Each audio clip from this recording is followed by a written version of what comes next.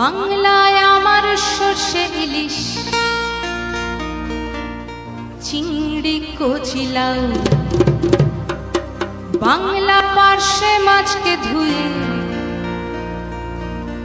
জিরের বাটায় দাও।